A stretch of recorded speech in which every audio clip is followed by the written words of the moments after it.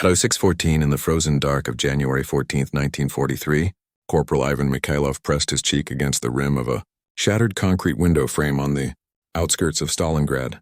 24 years old, 7 months in combat.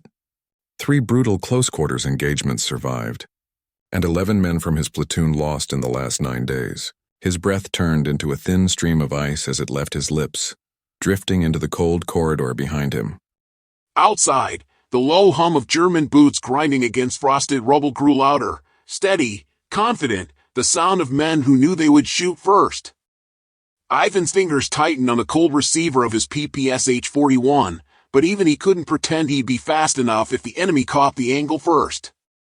It was the same pattern every day, the same punishment. And every day, they were dying a little faster. My name is Berg, and before we go deeper into the trenches of this forgotten corner of the war, let me ask you, subscribe to Firepower World War II. What we do here is simple. We bring back the stories buried under frost, dust, and bureaucracy. Stories like this one, where a single frontline decision meant the difference between life and death, between another name on a casualty list and one more man going home. Inside the ruins of the tractor factory sector, Ivan was part of a ragged assault group attached to the 62nd Army. Their job was straightforward in theory: clear rooms, hold staircases, keep the Germans from advancing even a single floor deeper into the city. In practice, it was a grinding war fought 10 meters at a time. Hallways turned into tunnels of death, stairwells into shooting galleries, and every broken doorway into a coin flip that usually came up German. The enemy knew the terrain inside out, and their close quarters doctrine was drilled to perfection. They placed MP-40 teams behind boilers, under collapsed beams, tucked behind sandbags and half-lit corners, always with that same lethal rhythm. Soviet troops would breach, hesitate for a fraction of a second, and then the Germans would open fire with a controlled burst that cut down the first man before he could raise his rifle. It wasn't bad luck. It was math. If the Germans held a 20-meter corridor and the Soviets tried to cross it, the defenders had a 1-second advantage built into their position. In those 1 or 2 seconds, a man lived or a man died. For Ivan, that split second had already cost him too many brothers. He saw the same nightmare repeat in stairwells, in doorways, behind metal tanks blackened by fire. His squad would advance, someone would breathe too loudly or cough against the cold, and before they could even adjust their grips, the MP-40s would spit out fire from a blind spot. He could still see Sergeant Vassen's last morning as if they were trapped together in an endless loop. 31 years old, a bricklayer from Perm, a calm man with heavy footsteps and an always foggy mustache. He died entering a storage room, a quick flash of muzzle light behind a boiler tank, a burst so fast it echoed before Ivan even registered what happened. Vassen collapsed without a sound, knees hitting concrete first.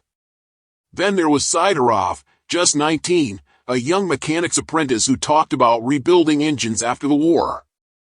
He stepped into a hallway with his rifle still slung over his back. Another burst, another life cut down before a trigger could even be touched. And Yelagin, father of 2, whose boots always squeaked from melted snow, killed in a stairwell when his steps warned the Germans 3 seconds before he reached the landing. They weren't foolish men. They weren't careless. They were simply caught in a system designed against them. Ivan carried the weight of those losses like stones in his pockets. The guilt lived in his chest, heavy and unrelenting. Why did he survive that ambush and not Vassen? Why did Sidorov fall with his rifle on his back while he stood 3 steps behind him? These questions nipped at him like cold wind. He knew something had to change because the next man to die could easily be him. And if he didn't find a way to shift the odds, the war would swallow them one by one. As the days bled together, a single thought began to gnaw at him. How do you outshoot men who already have their muzzles pointed exactly where you must walk? How do you win a duel when the enemy always fires first? In technical terms, they weren't losing because they lacked courage. They were losing because their equipment and doctrine weren't built for this kind of close-quarter slaughter. Rifles were too long, too slow to bring up on target.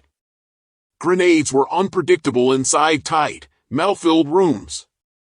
And even the troops equipped with PPSH-41s often hesitated because they were still trained like riflemen, slice the corner, check the angle, then engage.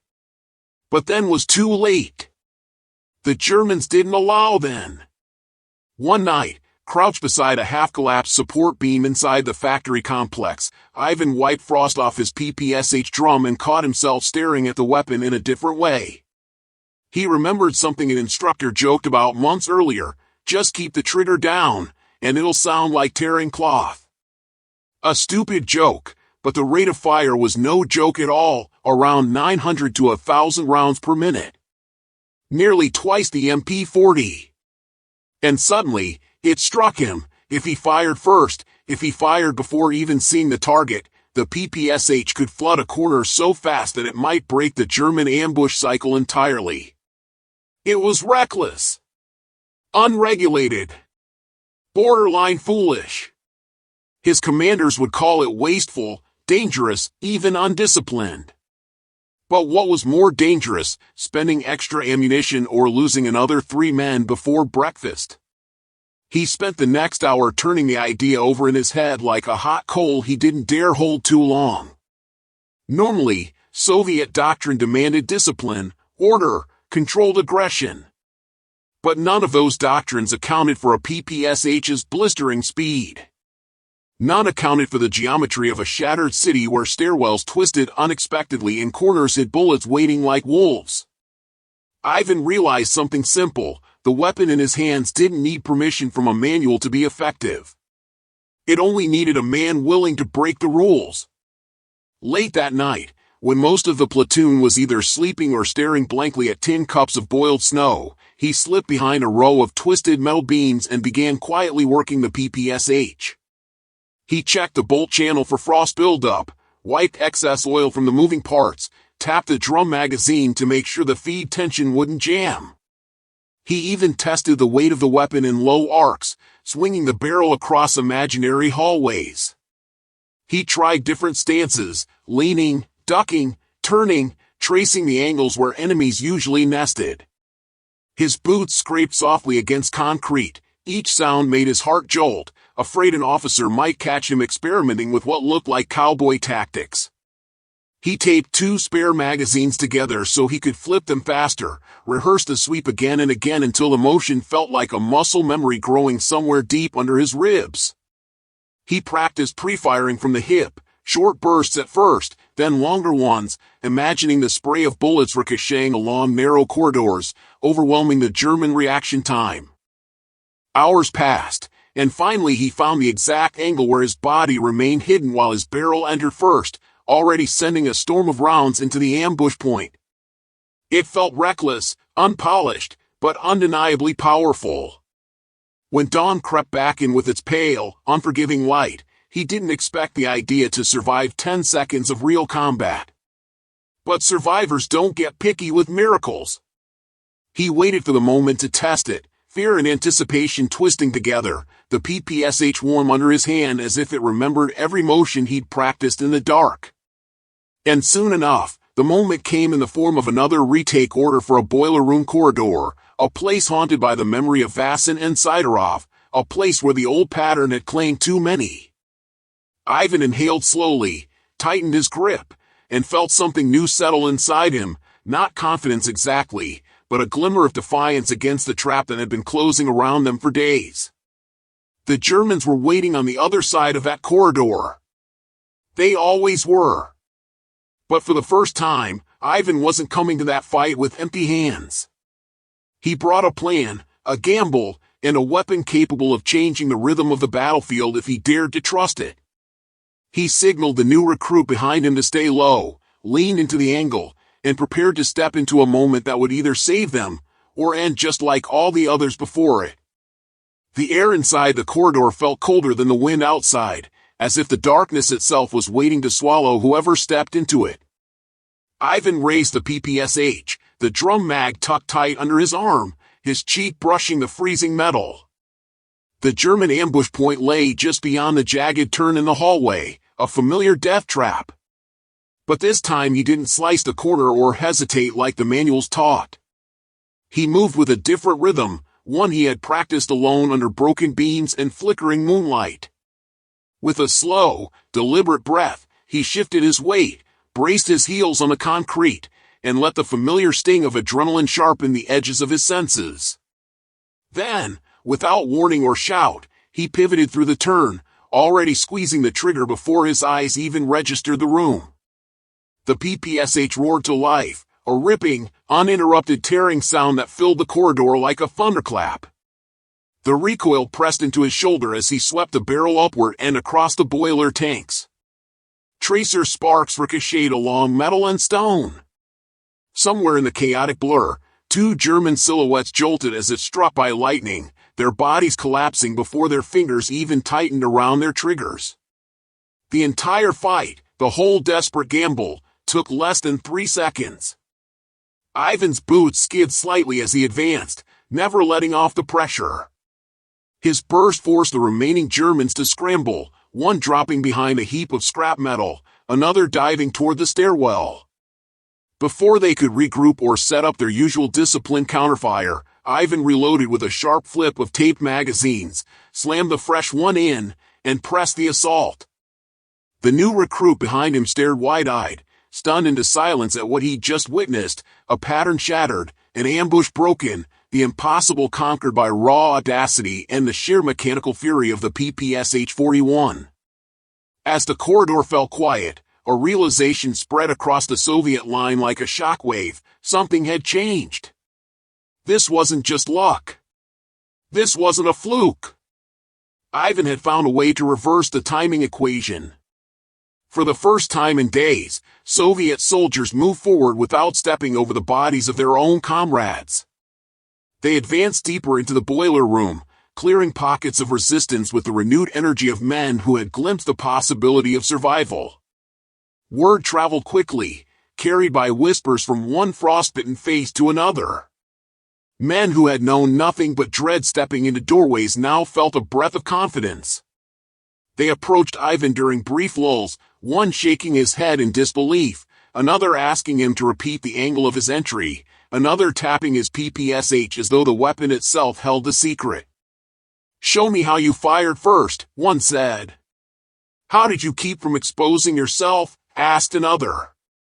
Ivan tried to explain, awkward at first, using hands and small gestures to show how he leaned his body away from the line of fire while extending the muzzle just far enough to flood the angle.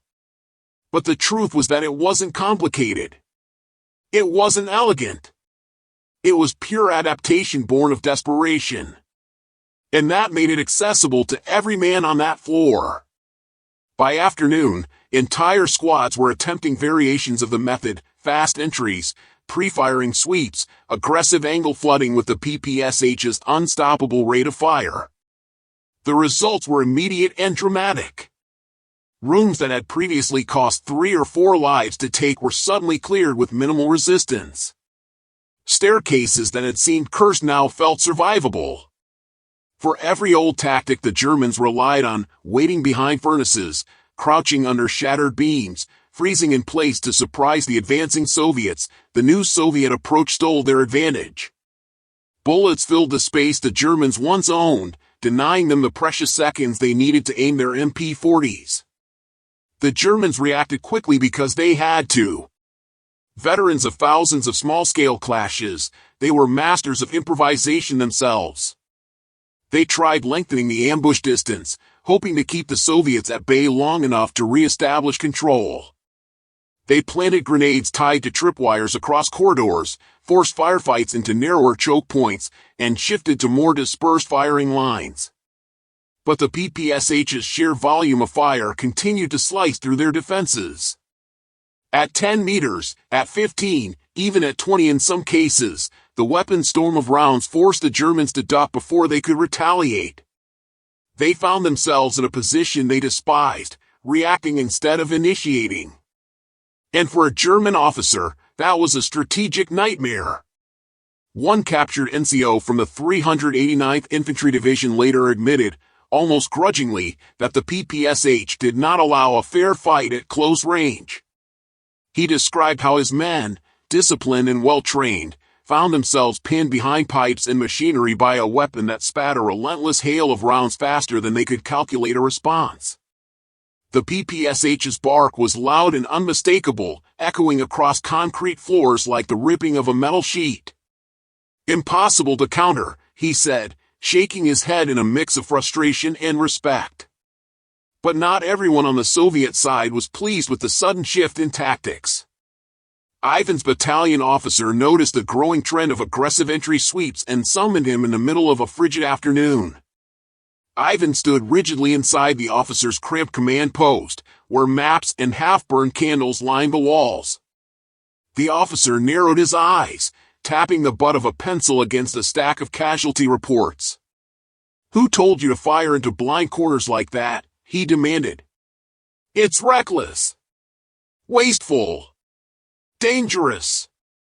Ivan swallowed hard, hands stiff at his sides, knowing full well that a reprimand, or worse, could follow. Before the officer could continue, Captain Zurovlev stepped through the doorway, a man known for his calm voice and sharper instincts. He had seen Ivan sweep from afar earlier that day. "It saved lives," the captain said evenly, cutting through the tension. "And not just his. Let the men continue. The Germans are adapting, but this tactic is keeping our boys standing." The officer glared for a moment longer, then grunted and waved Ivan away, clearly frustrated but unwilling to challenge the captain. From that moment on, the adaptation spread not by command but by necessity. Those who saw it wanted to use it. Those who used it lived longer. Eventually, quiet memos circulated up the chain recommending aggressive entry techniques for PPSH-equipped units, without mentioning who had pioneered the idea on the front line. Command liked to pretend innovations had always come from strategy tables rather than freezing nights in ruined factories, and they quietly absorbed every hint of advantage they could find. For Ivan, the change was both humbling and surreal. Men he barely knew approached him at night, asking him to walk them through the motion again. He taught them as simply as he could, tracing angles on the floor with a broken piece of chalk and explaining the instinct behind the sweep: fire first, flood the angle, control the rhythm. He wasn't trying to build a legacy or change doctrine. He was just trying to keep them from dying the way Vasin, Sidorov, and Yelagin had. Soon, the numbers began to reflect the transformation. In the span of a week, casualty rates for close-quarters breakthroughs dropped sharply. In the previous 10 days, the battalion had lost 23 men in room entries. In the following 10, that number fell to 6. 6 still felt like too many, but in Stalingrad, a reduction like that meant the difference between a unit breaking apart and a unit holding the line. The Germans noticed the shift with growing concern. Their reports grew increasingly irritated, referencing high-volume Soviet fire, aggressive first-strike entries, and untenable close-quarter engagements. One officer complained that the PPSH gave Soviet troops an unfair advantage at 0 to 20 meters. Their frustration, once masked by discipline, began showing in the tones of their messages. They weren't just losing ground, they were losing control over the mechanics of the fight. As the battle dragged on and winter tightened its grip on the ruins of the city, Ivan walked through the corridors and stairwells no longer haunted solely by fear. There was still danger in every shadow, still the constant threat of artillery or a hidden rifle barrel, but there was also a new understanding among the men. They had found a way to fight back, not through superior equipment or perfect planning, but through adaptation that grew from the raw edges of survival. Ivan's thoughts, however, drifted constantly to the men they had lost. Each new room they cleared reminded him of the rooms where others had fallen. Each corner he swept echoed the memories of Vasin collapsing in silence, of Sidorov's unfinished sentence, of Yelagin's last breath. The victory in each step forward carried the weight of the men who never made it to see the new tactic succeed. He moved through the halls of shattered brick and steel with a somber resolve, knowing their absence was the fuel behind every decision he made. The nights remained long and bitter, the cold seeping through every layer of clothing and numbing fingers that clung desperately to metal triggers. But the atmosphere inside the Soviet lines had subtly changed. Fear still lurked behind every doorway, but now it shared space with something else, a quiet defiance, a sense that they were no longer the ones dancing to the Germans' tune. And Ivan knew that tomorrow would bring more chances to put his newfound rhythm to the test. What he didn't know was how far this rhythm would spread, how deeply it would cut into German confidence, or how fiercely the enemy would push back once they realized their close-quarter advantage had been stolen by a weapon they once dismissed as crude. The battle for Stalingrad was far from over, and the PPSH had only begun to reveal the full weight of its presence. The enemy had adapted. The Soviets had adapted faster. And there, in the heart of a city engulfed by frost and fire, one corporal's willingness to break the rules had turned the tempo of survival into something the Germans had never expected to face. The days that followed blurred into a sequence of sudden clashes, cold mornings, and brief moments of stillness interrupted by distant artillery. The Germans intensified their efforts as the Soviet advance stiffened inside the broken industrial maze of Stalingrad. They adjusted their ambush points, extended their fields of fire, even experimented with staggered firing lines meant to catch Soviet troops mid-sweep. But the new Soviet rhythm, fast, aggressive, unpredictable, kept one crucial advantage alive: initiative. For the first time in months, initiative belonged to Ivan's side. Inside the dim corridors of factories and apartment blocks, the sound of the PPSH became a force unto itself. Its rapid bursts echoed through stairwells, bouncing off pipes and shattered tiles like the heartbeat of the advancing troops. Men who had once hesitated now moved with a strange mixture of caution and confidence, hugging corners just long enough to feel the weight of the moment before sweeping through them with controlled storms of fire. It wasn't elegance. It wasn't doctrine. It was survival, sharpened into instinct. One evening, after clearing a tangle of workshops welded together by rubble, Ivan slumped against a half-buried support beam. The floor around him was scattered with broken tools, coils of wire, and scraps of leather stiffened by cold. He could hear the soft shuffling of men settling in for a few minutes of rest. A lantern flickered, casting long shadows across a cracked brick wall. The men around him stared into their cups of boiled snow, hands trembling not just from frost but from exhaustion that seemed stitched into their bones. A young sergeant approached Ivan quietly. His face was covered in soot, eyes tired but clear. "You know," he said, lowering himself beside him, "I watched your sweep today. That first burst, don't think I've ever seen Germans back up so fast." Ivan didn't know how to respond. Praise felt strange in a place where praise often came only after someone else had fallen. But the sergeant continued, tapping the side of his PPSH with a faint smile. "Whatever you figured out, keep showing the men. It's kept a lot of us breathing." As word of the tactic spread farther across their sector, the men began leaving chalk marks on walls, rough diagrams of the sweep angle, notes about where to stand, even small warnings about structural hazards where the technique could backfire.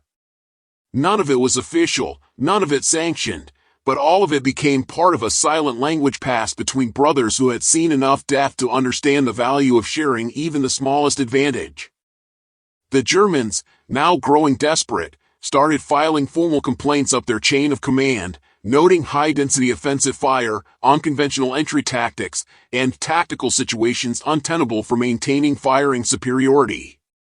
Officers described the PPSH as overwhelming, citing the impossibility of competing with a weapon that could deliver such an unbroken storm of bullets in the confines of Stalingrad's ruins. The irony was not lost on the Soviet troops. Men who had spent months fighting against impossible odds now listened to the enemy claim impossibility for themselves. But even innovation came at a cost. During one operation near a collapsed machine hall, a squad attempting a more aggressive variation of the sweep suffered a loss when enemy fire erupted from a newly fortified overlook. For a moment, the sweep stalled, and fear threatened to coil back around the men's confidence. Ivan felt the weight of that loss press against him heavily, a grim reminder that no technique guaranteed survival. War was still war, unforgiving, unpredictable, merciless. Yet when the squad regrouped hours later, they insisted on learning from the mistake rather than abandoning the tactic. They adjusted the entry angle, practiced under the dim light of a single lantern, and repeated the movement until their muscles remembered it more clearly than their minds. The lesson became part of the growing blueprint of survival. Each adaptation made the tactic stronger, more refined. Each loss carved deeper understanding into the men who carried the PPSH into battle. The battle dragged into weeks, and Stalingrad's frozen skeleton bore witness to a gradual shift. Where the Germans once held every close-quarter advantage, now the Soviets pressed forward with bursts so intense the enemy was forced to retreat or hunker down. In firefights that lasted seconds, the PPSH often dictated the outcome before the Germans could form a proper response. And in that relentless pressure, the Soviet troops carved out precious meters of progress. For Ivan, the turning point came late one night after a prolonged clash inside a storage facility reeking of oil and dust. His squad had fought from room to room, clearing stacks of crates and debris with steady discipline. When they finally secured the last section, Ivan stood alone for a moment, the PPSH hanging from his shoulder, the cold air biting at his face. He realized, in a quiet, almost unsettling way, that the weapon had become more than steel and wood. It had become an extension of instinct, a tool sculpted by fear, necessity, and the will to outlive the endless grind of war. As the encirclement tightened around the remaining German forces, Ivan and his comrades found moments of eerie calm. In these calm intervals, they spoke about life beyond the ruins. Some talked about families, others about jobs waiting back home, and a few admitted they weren't sure they had anything waiting at all. Ivan stayed mostly quiet, carrying photographs of Vasin, Sidorov, and Yelagin in his breast pocket. He would take them out when no one was looking, smoothing the edges with cold fingers and whispering silent promises he never dared speak aloud around others. When the battle finally ended and victory was declared, Ivan felt no surge of triumph, only an immense, breath-stealing exhaustion. He carried his PPSH one last time out of the ruins of the factory district, each step a reminder of those who should have walked beside him. His uniform was torn in several places, boots cracked and uneven from months of frost and rubble. The city no longer sounded like a war zone.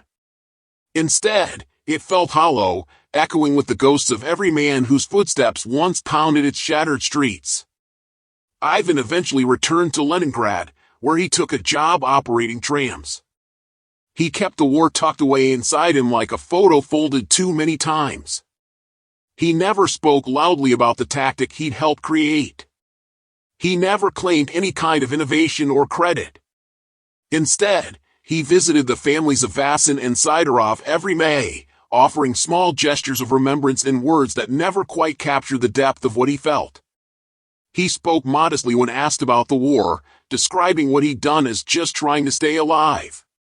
Decades later, a military historian researching close-quarters combat techniques stumbled upon scattered references to unconventional PPSH entries in Soviet unit logs. Intrigued, he traced the details back to the 62nd Army and eventually to Ivan. By then, Ivan was an older, quiet man with weathered hands and soft gray eyes. When the historian visited his small apartment, Ivan offered tea and a hesitant smile. As the recorder clicked on, he reluctantly shared the memories he had kept locked away for years. His voice was steady, tinged with a humility that felt out of place in a world eager for credit and recognition. The historian compiled the interview, adding it to archives and obscure journals. Few people read it at first. But for those who did, especially the families of men who had survived Stalingrad, it offered newfound clarity. One widow, hearing about Ivan's contribution for the first time, wept quietly. So that's why he came home, she whispered. It was a moment that carried more weight than any award. One snowy afternoon, long after Ivan's story had begun its slow journey into historical footnotes, a museum opened an exhibit on Soviet small arms. In a glass case sat a PPSH-41 with a placard describing the weapon's design, rate of fire, and significance in urban combat. Nowhere did it mention the desperate experiments in ruined factories or the corporal who had transformed the weapon's potential with nothing more than a burst of insight and a refusal to accept the inevitability of death. But the weapon stood there nonetheless, bearing silent witness to every life it had saved and every corner it had cleared.